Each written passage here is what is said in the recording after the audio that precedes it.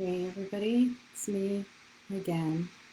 Picking up on that conversation I started yesterday. Oh, okay. Well, I'm not good at this live stuff. Anyway, moving right along.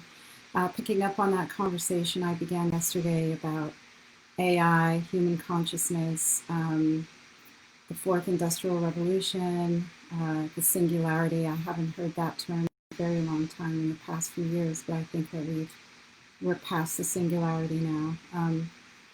And my concern, like I was saying before, is that because the world is basically run on AI, um, these algorithms are going to give us whatever information we want.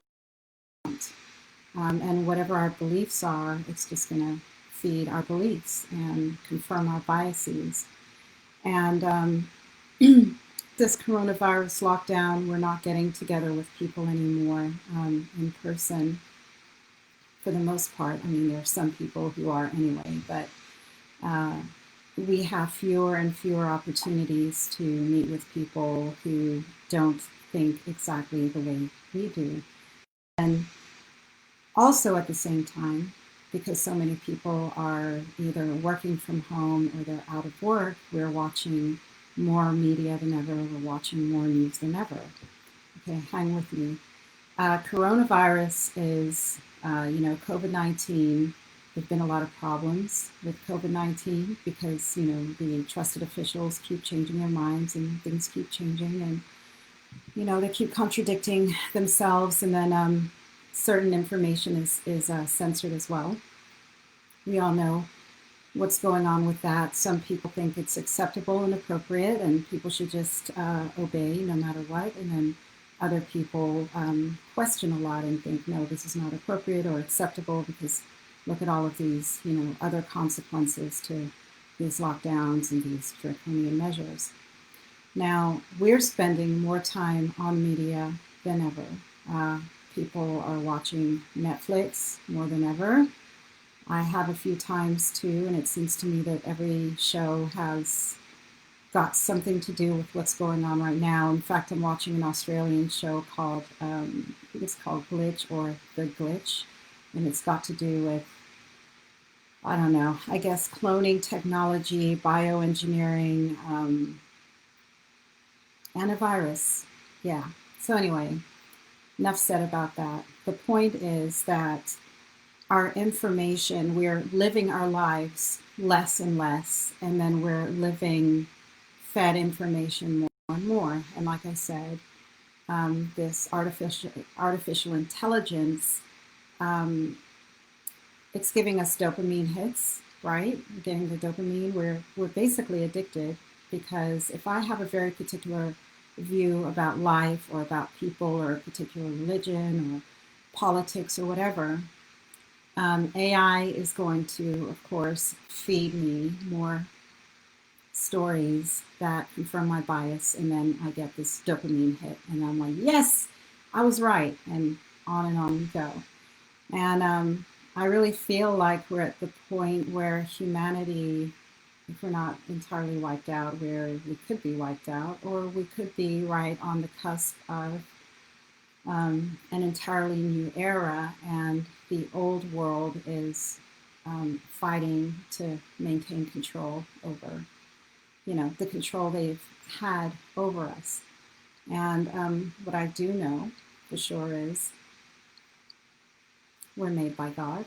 We're children of God. You believe in God or not, I don't care. I'm just speaking my own truth.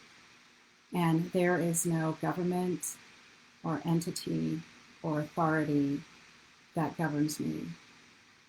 Truly, I mean, the legitimate ruler of me is God, and therefore I have the right to learn whatever I want to, talk to whomever I want to talk to.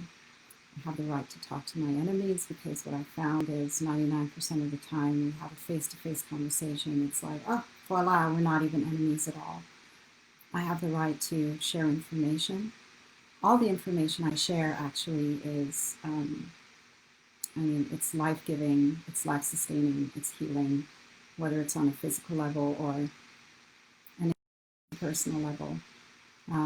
I'm not going to share anything that people aren't already getting. So I'm going to circle back around again. Um, where AI is, I think, actually really in control of basically most of what's going on in the world. Because, like I said yesterday, um, I think many people in high office are just following orders and they're not using critical thinking skills.